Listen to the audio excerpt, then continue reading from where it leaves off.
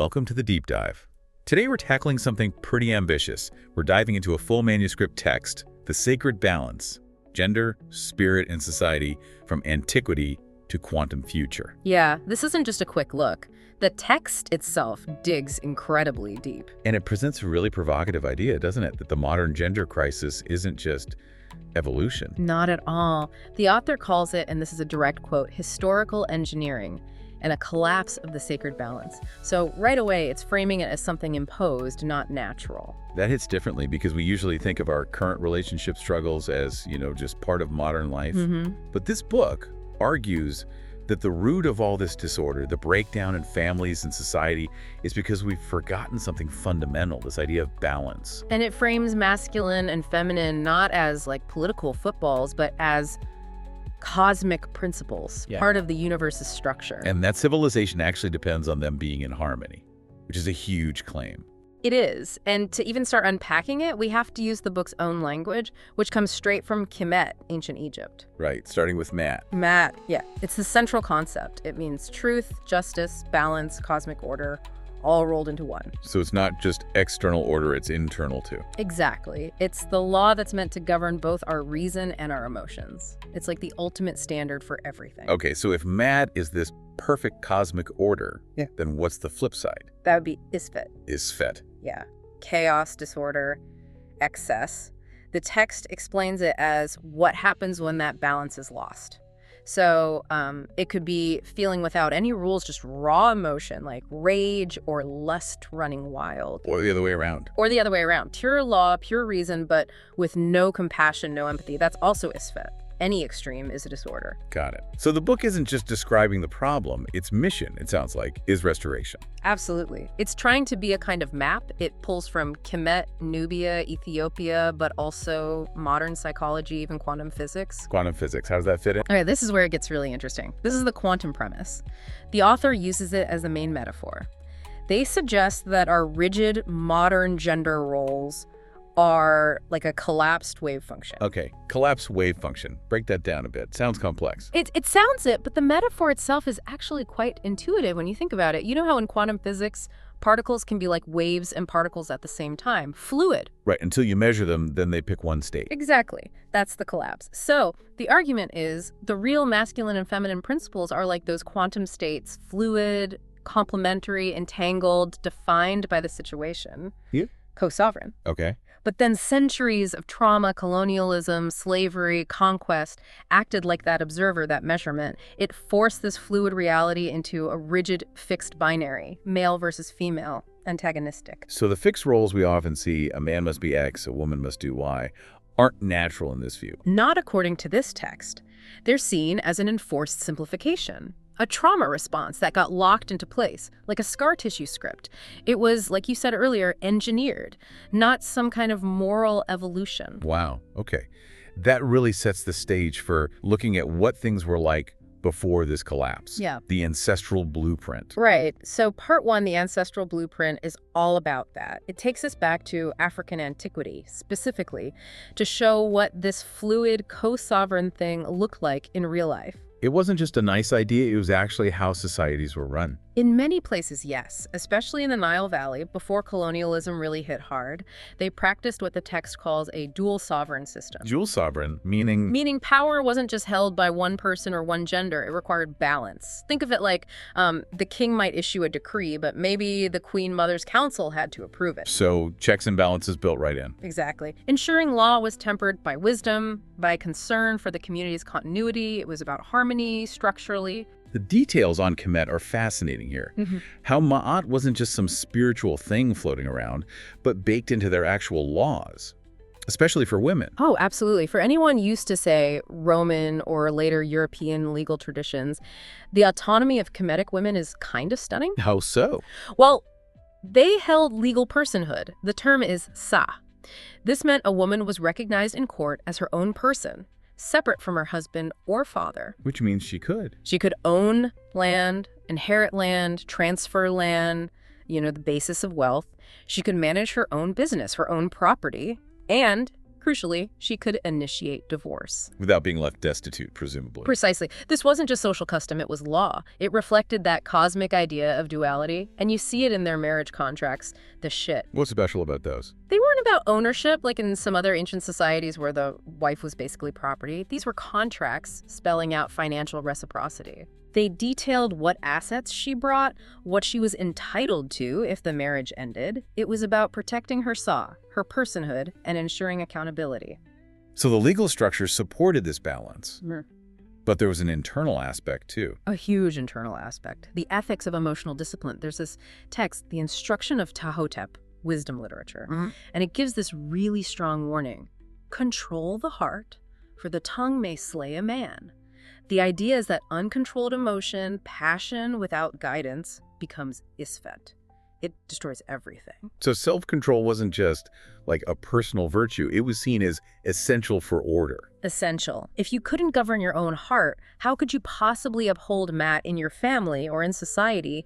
Your inner state directly impacted the outer world. That links directly to Nubia and Ethiopia then, where this co-sovereignty was even more explicit at the top. Absolutely. You see it formalized in the role of the Kandakes. And the ruling queen or queen mother. Right. And these weren't just symbolic figures or regents ruling for a child. We're talking about women like Amenorenas. Who fought the Romans? Exactly. Led armies, defended the borders, ruled in her own right. It shows the feminine principle wasn't seen as passive or purely domestic. It was a pillar of state power, strategy, defense. And Ethiopia. With Queen Makeda, the legendary Queen of Sheba, the idea is that even the legitimacy of the Solomonic line flowed through her consent. Divine order needed that balance. It wasn't just about male inheritance. The feminine sanctified the rule. This all seems to come together in the economic model the book describes, the granary and the seed. Yes, it shows how function determined roles, not just gender. Women were traditionally keepers of the seed stock, the granaries controlling food security, genetic continuity, immediate survival. The foundation. The foundation. Men often handled things like external trade, large-scale building, defense. But both roles were vital.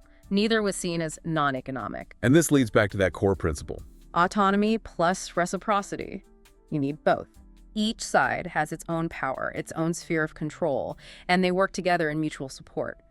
If one side is dependent, you don't have Mot, you have hierarchy. That model seems to be the engine for the spiritual side, too, what the text calls the cosmic dance. Definitely. Look at the Osirian Trinity in Kemet. You have Osir, order, structure. Think of him as the masculine potential. Okay. Then Osset, wisdom, foundation, the throne. That's the feminine principle. And their child, Heru, is the result. Balance, the rightful outcome, justice realized. And the key myth there is Osset resurrecting Osar. Right, which is incredibly profound. It shows the feminine principle, wisdom, guided by truth, acting upon the structure, the law, Osar, to bring about renewal, rebirth.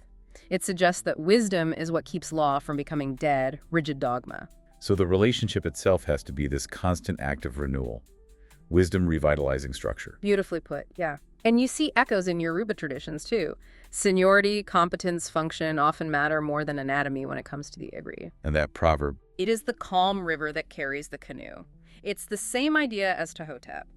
Control your feelings, maintain that inner calm, because that disciplined heart is what allows you to navigate life, to fulfill your purpose. Uncontrolled emotion just swamps the boat. It invites isfet. So the ultimate goal, this great marriage, isn't just finding a partner. No, it starts within.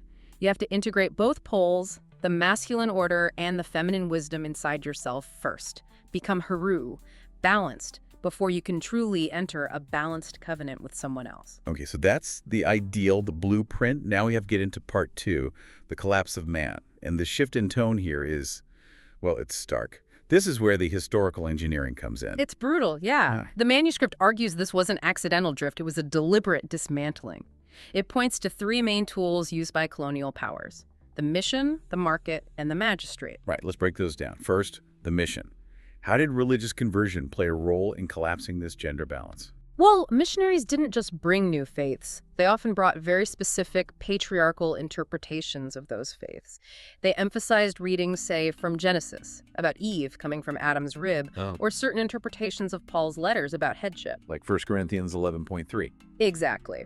And they actively used these to overwrite the existing indigenous beliefs where spiritual equality or complementarity was often central. So they weren't just adding a religion, they were replacing a philosophy of balance with one of hierarchy. Pretty much. They installed this idea of a single, male, divine authority structure, which made the woman's spiritual role seem derived, secondary. It directly attacked the foundation of her saw, her spiritual and legal personhood. Undermining the spiritual equality first. Paved the way for the market to attack the economic equality. Colonial powers introduced cash crop economies. Like plantations, mines. Right, where men were primarily drawn into wage labor, earning cash. But the women's traditional work, growing food for the family, managing the household, basically ensuring survival, that got labeled non-economic. Why was that label so damaging? It seems like just words. Because it wasn't just words, it fundamentally shifted the power dynamic. Suddenly, the only valued work was the man's cash-earning work.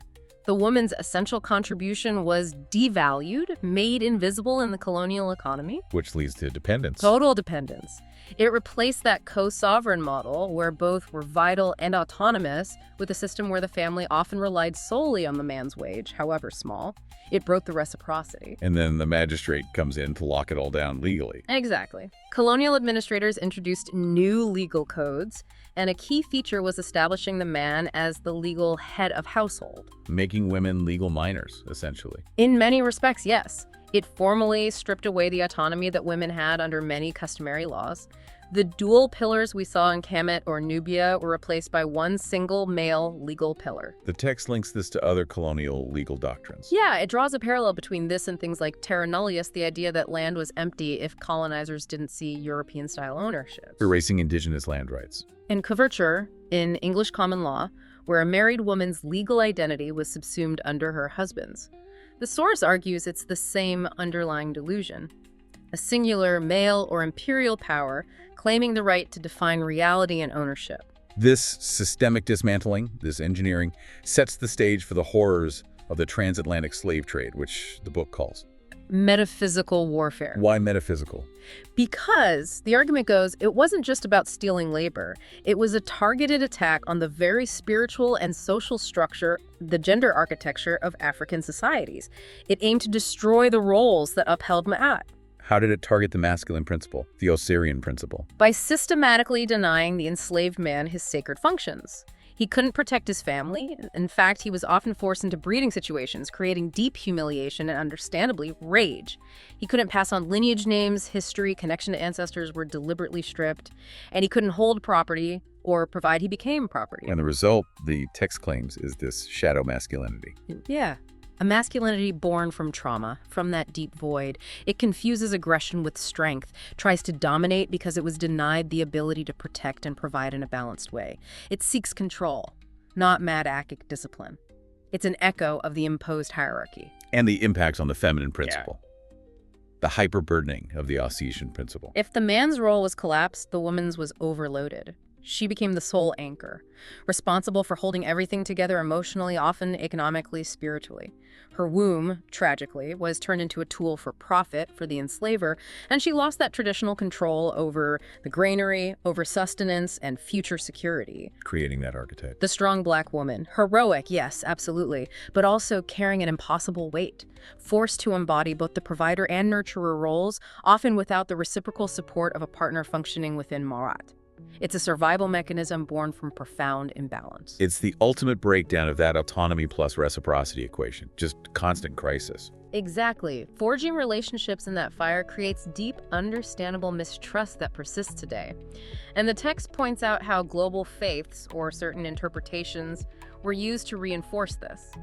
Doctrines of headship, like in 1 Corinthians, or the concept of qawama in interpretations of the Quran, 4.34, were often used to legally codify male authority, turning complementarity into rigid obedience. But it's not all bleak. The manuscript does point to signs of Ma'at reasserting itself. modern corrections. Yes, absolutely. It highlights legal victories as crucial. Cases like Unity Dao in Botswana challenging laws that stopped women passing citizenship to their kids. Right. Or Behaviour Magistrate in South Africa, which struck down male-only primogeniture and customary inheritance law. So using the colonizers' legal tools to dismantle the colonial legacy. In a way, yes. These are seen as modern attempts to reclaim that principle of equal legal personhood, pushing back against those imposed hierarchies, not pushing up through the cracks. Okay, so that brings us to part 3, dealing with the modern scars. How these historical collapses play out now in psychology, society, relationships. And here, the text gets into something really complex: the impact of Western feminism arriving in Africa. Yeah, this is a very careful argument. It suggests that Western feminism, which grew out of a specific European context fighting against coverture, that legal non-existence was primarily focused on individual emancipation, getting out from under direct legal subordination. Which makes sense in that context. Totally. But when that framework was imported into post-colonial Africa, it landed on ground already fractured by everything we just discussed. The destroyed roles, the shadow masculinity, the hyper-burdened femininity. Creating what the book calls the double crisis. How did that work? Well, for the African man, often grappling with that legacy of powerlessness and shadow masculinity, the feminist call for equality could feel like another attack, like confirmation of his perceived failure or irrelevance under the new economic system. So it could amplify the defensiveness, the toxic masculinity. That's the argument. Aggression without the balance of service, seeking dominance instead of disciplined responsibility. But there was a symmetrical impact on women. While they might gain more formal equalities, say, in the workplace, they often found themselves still lacking that deep spiritual partnership, that reciprocity, still carrying the double burden provider and primary nurturer. Which, according to the text, can lead to toxic femininity. What does that look like? It's presented as the other side of the Isfet coin. If toxic masculinity is unmeasured aggression, toxic femininity can manifest as unmeasured emotion used as a weapon manipulation, maybe guilt. Or sometimes it's described as excessive compassion that enables disorder, refusing to hold boundaries because feeling overrides clarity, or just deep corrosive resentment. So both are forms of emotional anarchy. Exactly. Replacing that disciplined heart, that maiatic self-control, with raw, unregulated emotion-driving actions. Anger ruling men, maybe resentment, or overwhelm ruling women. Both are states of Isfet. And this isn't just a social or moral issue. The text connects it to our biology, psychology, and biochemistry. Yes, it argues the psychological stress of being out of ma'at, of not fulfilling a balanced role or living in constant conflict, translates directly into biochemical stress. How so? Think chronic stress hormones. For men denied purpose or respect, maybe it manifests as issues related to cortisol and testosterone. For women facing constant lack of support and trust, maybe adrenal fatigue, other hormonal imbalances, the body keeps the score, essentially. The imbalance is physically real. Which leads to the MAT correction for psychology. How does it challenge models like Maslow's hierarchy? Well, Maslow's model is often seen as linear, individualistic. You achieve this, then self-actualization at the top. Right. The Mathat perspective, rooted in African philosophy, says you can't really achieve individual self-actualization, becoming that balanced Heru figure, until the relational balance, the math of the community and the partnership, is restored. You can't fully heal in isolation if the covenant, the structure around you, is broken. So individual healing and relational healing are intertwined. Inseparably. Which is why the text emphasizes moving away from these broken, inherited scripts towards consciously creating role covenants. Living contracts. Yes, actually sitting down and negotiating who does what. How do we handle money? How do we raise children? How do we argue constructively? It's about bringing law, agreement, and accountability back into the relationship, not just running on feelings or assumptions. This makes the distinction between traditional courting and modern dating really stark. Hugely stark. Traditional courting, as described, was slow. It was public, community involved. You assessed character, lineage, discipline, emotional stability before commitment. The community acted as witness and counsel. Accountability again? Built-in accountability.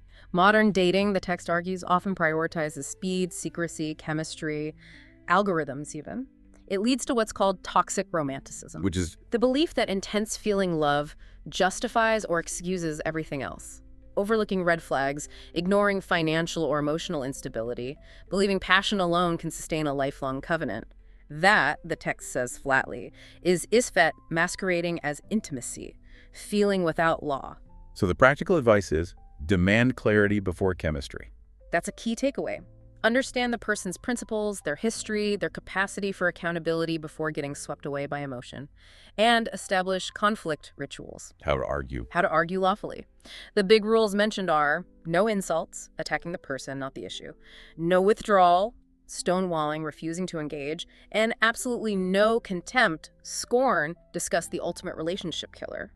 These rituals are not in action during stress. They protect the covenant even when you disagree. Okay, this brings us to the final section, part 4, the path forward. Practical wisdom, especially for young adults trying to build something stable today. Right. And the first piece of advice, given that traditional elders and lineage structures are often weakened, is to rely on vicarious knowledge, meaning learn from history, study psychology, understand the law, use these tools as the elders, the safeguards that might be missing, understand the patterns of collapse so you don't unknowingly repeat them. And there's a warning sign to look out for in potential partners. A big one, inflexibility. The text calls it the quantum warning sign. If someone clings rigidly to those old collapse scripts like men never show vulnerability, or fixed non-negotiable ideas about gender roles based purely on anatomy, that's a sign they're likely operating from unhealed trauma. Rigidity is fear. Fear, masquerading as certainty, they're stuck in that collapsed state, unable to flow or negotiate within a real partnership. True strength, in the most sense, includes flexibility and responsiveness. And the real test of a partner isn't when things are easy. Never. Mott is proven in difficulty. So the accountability test is crucial. Watch how someone behaves during conflict. Do they seek to repair the connection, to understand, to find a balanced solution? Or do they retaliate, withdraw, escalate? That tells you everything about their commitment to the covenant versus their ego. And financially, that Granary principle still applies today. Absolutely. The modern equivalent is financial transparency and dual key stewardship. Hidden finances mean hidden agendas. A true covenant requires open, agreed-upon management of shared resources. It's the practical proof of co-sovereignty. The book suggests a two-stage process for actually entering a covenant relationship. Stage 1. It's the individual inventory. You have to do the inner work first. Achieve that great marriage within yourself, balancing your own reason and emotion, order and wisdom. Get your own house in order before trying to build one with someone else. Self-mastery is the prerequisite. And once you've done that work, Stage 2 is grafting the role covenant. This is where you translate the love and intention into actual practical agreements. Write it down. Finances, chores, parenting philosophies, how you'll handle disagreements. Like a business plan for the relationship. Sort of, but deeper. It's the structure that protects the connection. And it needs to be a living document reviewed regularly, maybe quarterly, adjusted as life changes. Market requires ongoing maintenance, not a one-time setup. So the modern vision of gender roles here isn't about going back to some rigid past, nor is it about sameness. No, it's about covenantal balance. True equality isn't forcing everyone into the same box. It's about proportional contribution based on individual strengths, talents, and aptitudes as defined and agreed upon within the specific covenant, not dictated solely by anatomy. And the text offers specific principles for restoration. Legally, keep pushing for gender-neutral inheritance, property rights, and parental parity. Dismantle any remaining legal structures that echo colonial inequality or coverture. Psychologically, Replace those fixed, trauma-based roles with actively negotiated role covenants. This requires men to cultivate emotional clarity, vulnerability, balance with reason, and women to cultivate assertive reason, setting boundaries clearly, not just reacting emotionally. Both need to constantly check. Is my feeling aligned with truth, with ma'at? and spiritually. Restore meaningful rites of passage for young people, teaching self-discipline, mastery over appetites, and implement things like the MAT circle within families, regular dedicated time for honest communication, truth-telling, forgiveness, a ritual to maintain household balance. Ultimately, the message is that toxic masculinity and toxic femininity aren't opposites fighting each other. They are symmetrical errors. Both are manifestations of isfet, of imbalance. And the solution is the same for both. The solution is measured emotion, passion guided by principle, compassion informed by clarity. The disciplined heart isn't emotionless. It feels appropriately what truth requires, no more, no less. It's about containment and clarity. So this whole deep dive into the sacred balance, It's really a call to action, isn't it? Not just history. Absolutely. It's a mandate. It says restoring Maat requires rebuilding 3 temples simultaneously. Which are? The mind that's disciplining your thoughts, the heart disciplining your emotions, and the household disciplining your relationships through covenant. It's about consciously choosing fluidity over rigidity. Exactly. Rejecting that collapsed, fearful state and choosing to live in the dynamic, entangled, sometimes difficult, but ultimately fulfilling flow of co-sovereignty, where law protects love and emotion serves law. That's the goal. So a final thought for everyone listening. If our laws and contracts reflect our deepest philosophies, Yeah. what is the state of your own personal role covenant, or maybe the complete lack of one reveal about what you truly believe, about gender, about power, and about justice in your own life? Something to really think about.